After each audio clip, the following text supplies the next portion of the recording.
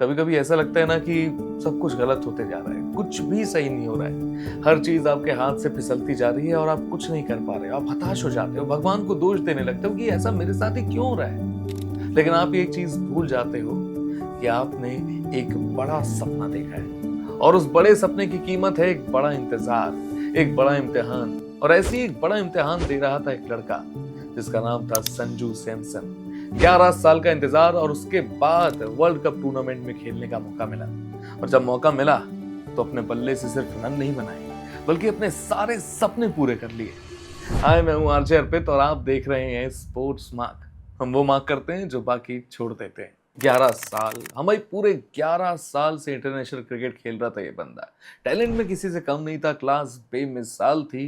बस कहानी आकर एक जगह अटक जाती थी। कंसिस्टेंसी नहीं है, बड़े मैच में चलता नहीं है और सबसे खतरनाक, खुद के अंदर उठता एक सवाल कि जितना लोग कहते हैं क्या मैं सच में वैसा खेल भी पाता हूँ। T20 world cup, knockout match और 196 का टारगेट, इतना बड़ा स्कोर, वो भी इंडिया ने आज तक ऐसे प्रेशर में चेज नहीं किया था। ऊपर से विकेट्स अलग गिरती जा रही थी। अभिषेक आउट हो गए थे, ईशान किशन आउट हो गए थे, सूर्य कुमार यादव आउट हो गए थे।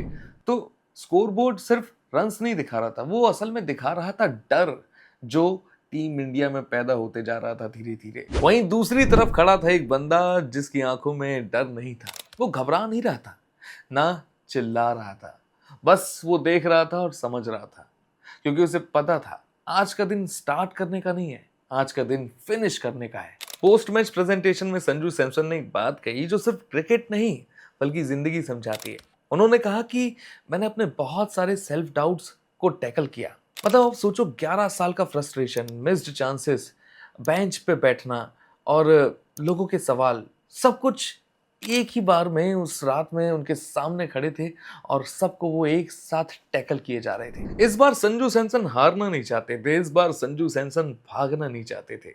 वो डर से कहना चाहते थे कि अब तू नहीं, मैं खेलूंगा। और ऐसा हुआ भी। ना उनके चेहरे पर घबराहट थी, ना उन्होंने बेवजह के गलत शॉट खेले।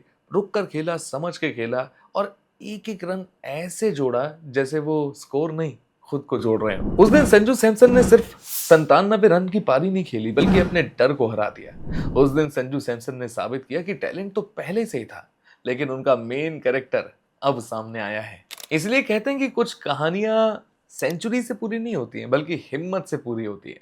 और कभी भी अगर ऐसा लगे ना कि सब कुछ गलत हो रहा है, कुछ भी सही नहीं हो रहा है, तो एक बात याद रखना, आपका इम्तिहान चल रहा है और इस इम्तिहान के बाद आपका भी दिन आएगा और आप भी संजू सैमसन की तरह छा जाएंगे। वैसे अगर आप भी संजू सैमसन की इस इंस्पिरेशनल जर्नी से इंस्पायर्ड फील करते हैं तो कमेंट सेक्शन में हार्ट भेजना मत भूलिएगा। और अगर आपने अभी तक हमारे चैनल को सब्सक्राइब नहीं किया है तो करिए ना। ये जो सब्सक्राइब बटन दिख रहा है इसे जोर से घुमा के हिट कीजिए और बेल आइकन को डॉच मत कीजिएगा, उसे भी जोर से दबा के जाइएगा। टाटा बाय बाय सायोनारा, फिर से मिलेंगे हम क्रिकेट और स्पोर्ट्स की कहानियों के साथ आपसे दोबारा। तब तक याद रखिएगा, हमें स्पोर्ट्स मार्क, हम वो मार्क करते हैं जो बाकी छोड़ देते हैं।